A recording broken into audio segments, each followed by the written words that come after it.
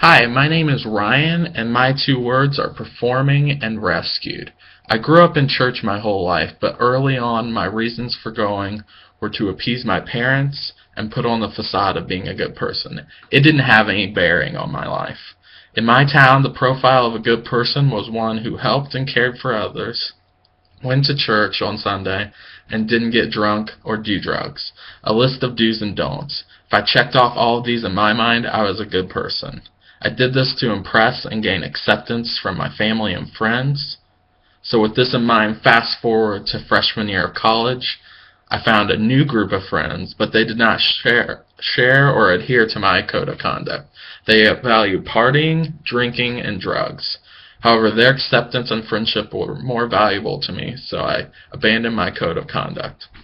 On the weekends when I would go to church, I felt inauthentic and hypocritical. I felt trapped. I knew what I was doing was wrong, but I was stuck in my addictions, and I didn't want to look weak or a bad person to my old friends and family. So I hid and pretended that there wasn't a problem. This went on for many months. Then fast forward to spring break of my freshman year. I went with my new friends to Panama City, Florida. I went for fun and to escape from my life and the reality that I was dealing with.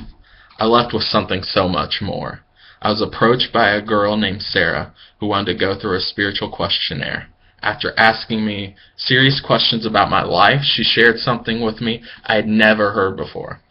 How God had created me to know Him personally, but the bad things that I do, the lifestyle I was in, was sin which separated me from God.